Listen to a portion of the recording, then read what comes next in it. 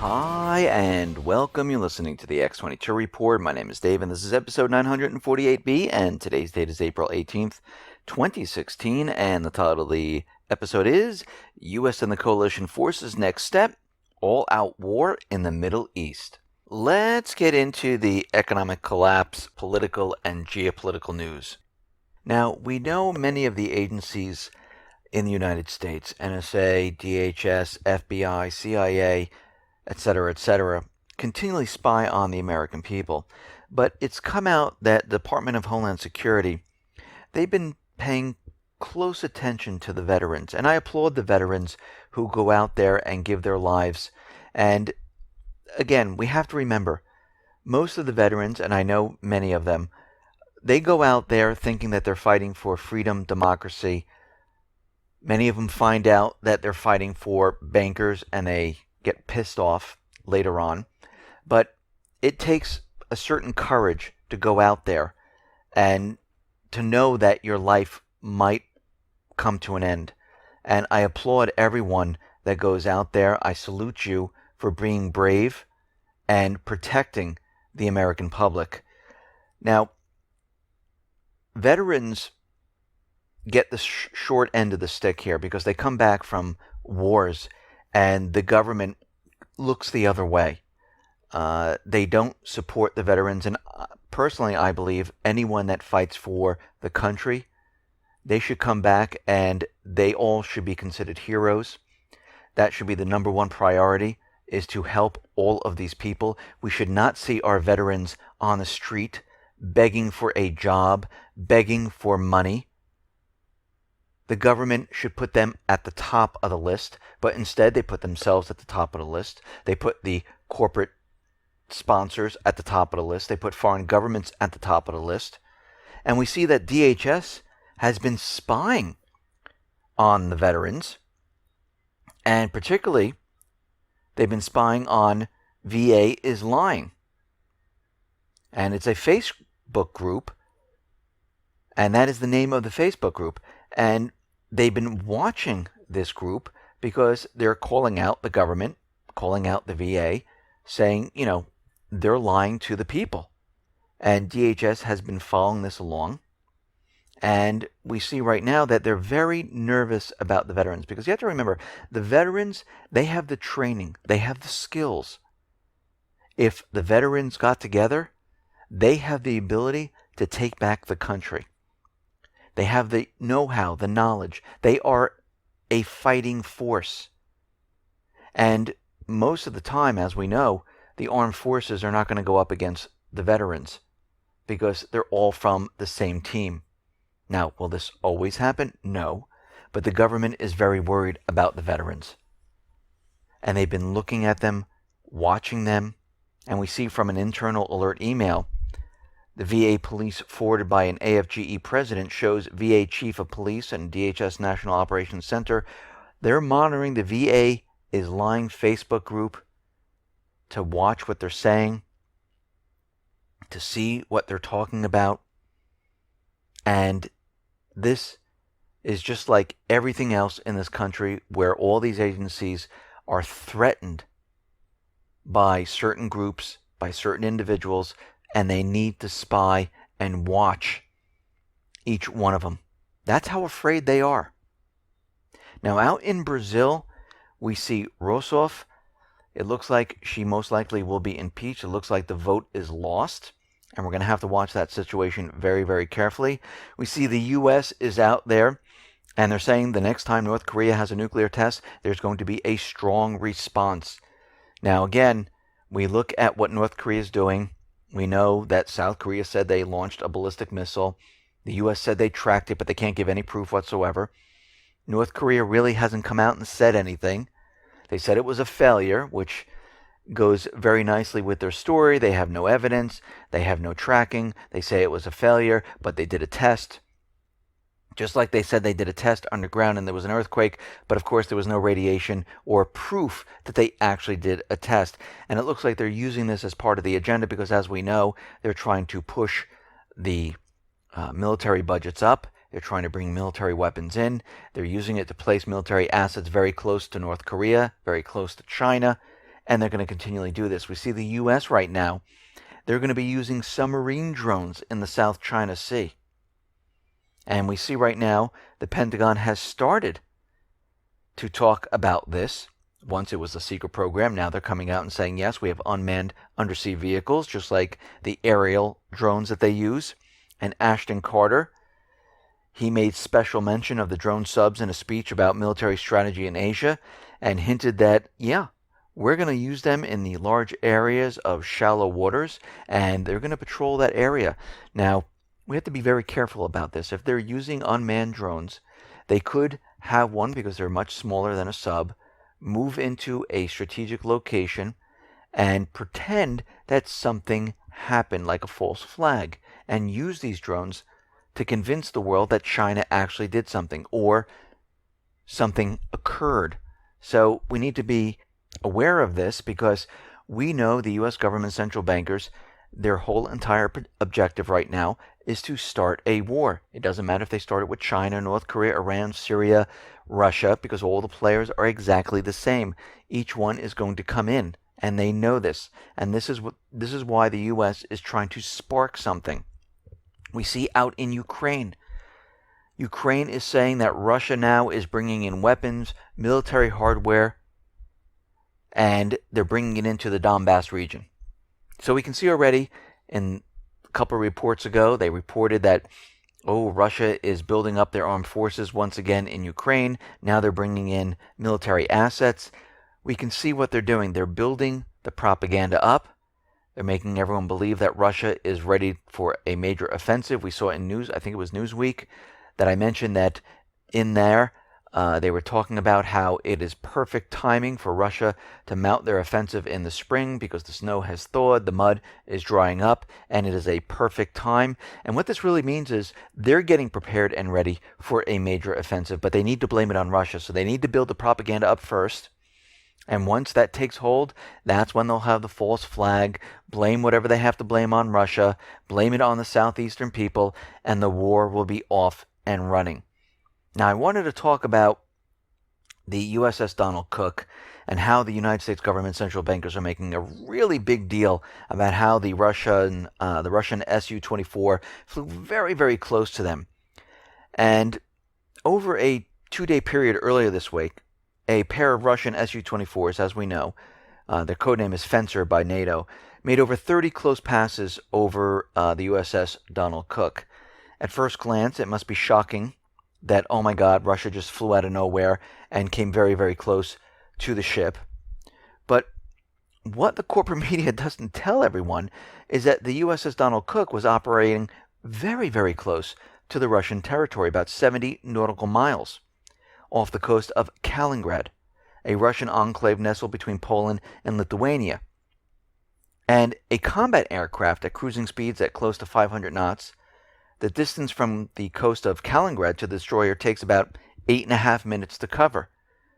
When carrying out a simulated attack profile, the planes probably go much faster, probably close to the plane's top speed of about 710 knots, which would mean covering the 70 miles in about, say, 6 minutes or so. And the planes came in very low altitude, because you have to remember, the USS Donald Cook came very close into the territorial waters of Russia. And the jets were then launched to find out what was going on. And of course, the Pentagon is lying. The corporate media is out there using propaganda. And the Pentagon, it was saying that this was a simulated attack, but the wings were clean. There were no armaments. There was no aggressive intent. But the Donald Cook was very close and basically having provocative naval exercises with a Polish vessel that was out there. And 2 days previous, Russian sorties monitoring the Donald Cook were ignored. They were flying back and forth and nobody said a thing. And then all of a sudden, they started making a big deal about it because they wanted the jets to come closer and closer. Now, we see right now they're going to use this to make everyone believe that Russia is being aggressive. But we can see at this point, any country would have done the same exact thing. they would have launched their jets to see what was going on because they saw a warship approaching. Now, of course, the jets came up very quickly. The USS Donald Cook didn't have time to do anything at this time, even though they had all these radar systems. They really didn't work that well. And they're getting reports right now that once again, the Russian plane took out their radar systems and jammed them once again. Now, we also have another incident where a U.S. spy plane was routinely flying over Russian coast, and Russia sent up a jet flying very close to the spy jet from the United States. Well, if Russia was flying a spy plane in the United States or very close to the coast, what would the United States do? Right, they would send up a jet to check it out. It happens every single time in every single country. But of course, what the corporate media, what the U.S. government is doing is they're poking. Russian aggression, Russian aggression, Russian aggression. This is how they build it up. The bully continually pokes. Poke, poke, poke. And they want the other country to do something out of nowhere to say, ha, see? Look how aggressive they are. And this is how they're trying to start the war. Now, Russia's saying that their plane was within international law. There was no problem whatsoever. And the U.S. knows exactly what they were doing at that point. They knew exactly where they were. And they knew that Russia was going to come out and check it out. Now, out in Yemen, it looks like the peace talks, they're starting to break down because the peace talks in Kuwait that they were holding looks like they're going to be delayed right now because both sides are saying that during the ceasefire, there really wasn't a ceasefire and people were still being fired upon. So right now, the peace talks in Yemen seem to be breaking down. And this is not the only area. We're starting to see this in Syria. Libya is a complete mess at this point. And we know the U.S. government central bankers are trying to get the unity government into Libya and take control of Libya. And NATO is out there and they are saying that they are ready to assist the United Nations back Libyan government if they make the request to build up security institutions. If you notice, NATO, the EU nations, the United States, they're all ready to go into Libya as long as they're invited. We see, and we're getting a confirmation now, that UK is in talks to deploy 1,000 troops because Hammond is now in Tripoli making the deal. And you remember all those ships that were out there for, patrolling the area to stop smugglers, to help the refugees?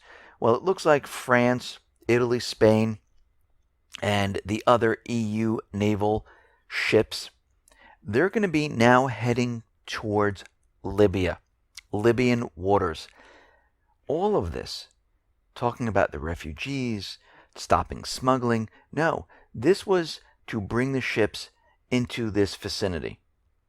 Then, once the Libyan unity government and once they start the offensive in Syria, all of these ships were going to be used for a different purpose, but they needed to get them into this area.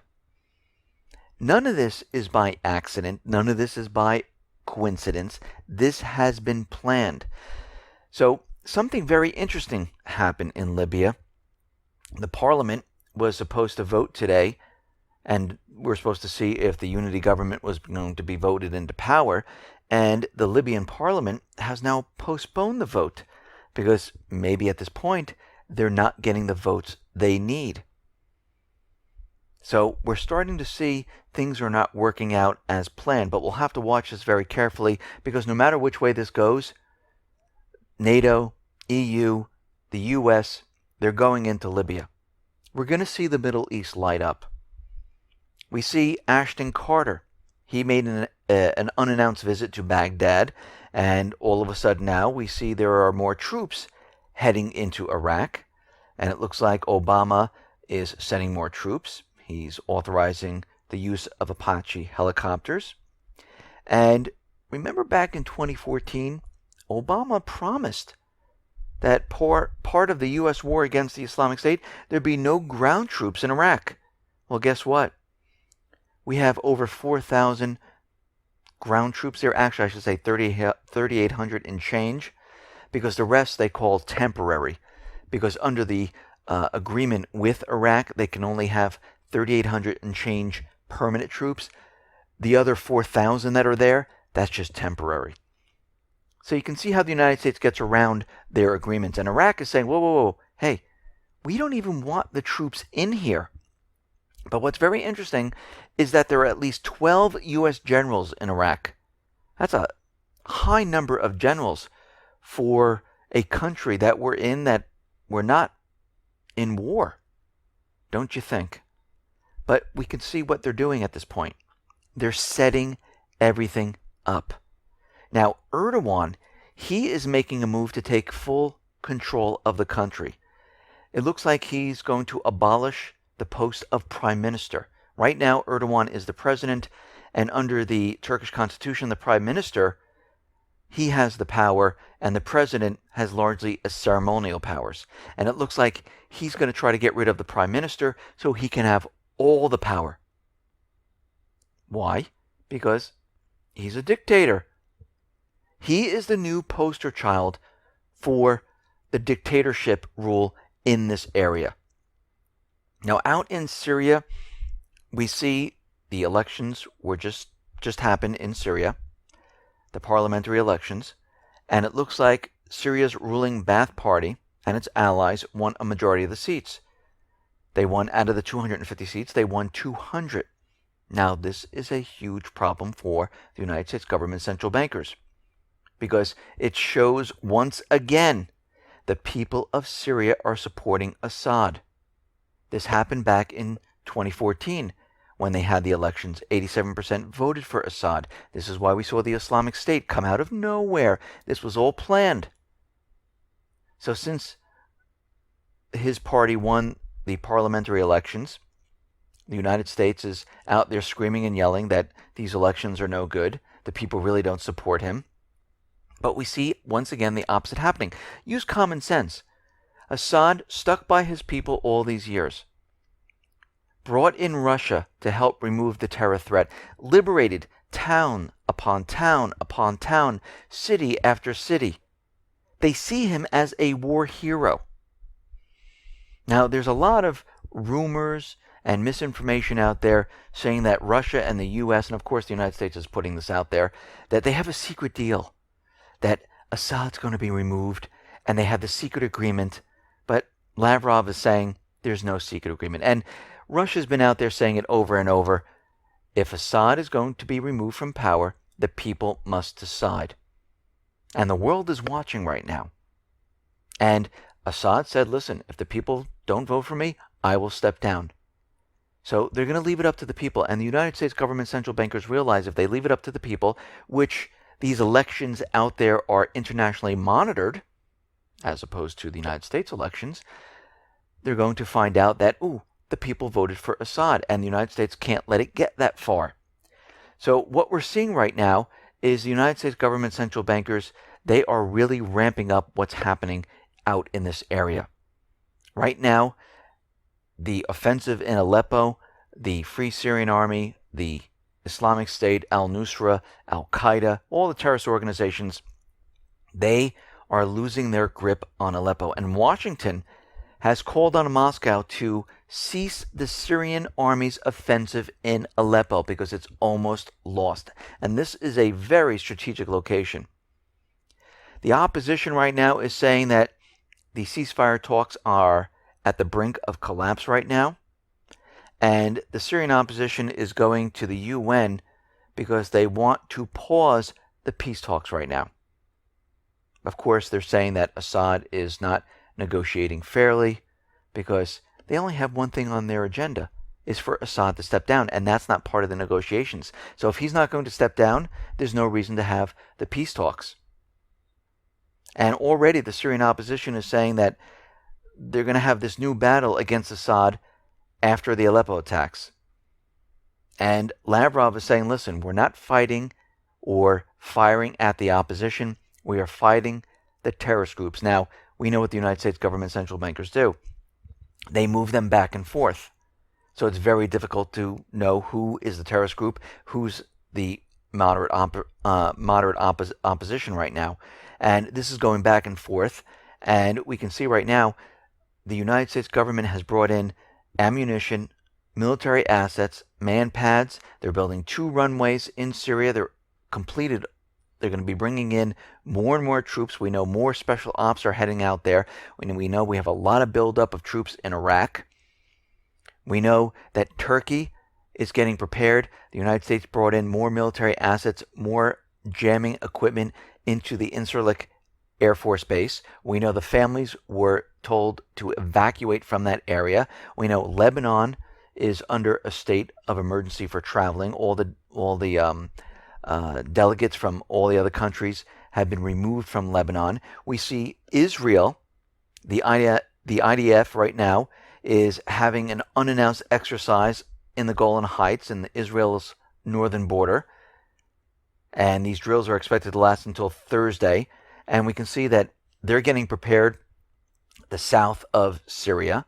We see the United States is getting prepared in the north of Syria. We see they're getting prepared in Lebanon, because this is where the Islamic State troops are being brought into. And we see Jordan, Qatar, Saudi Arabia.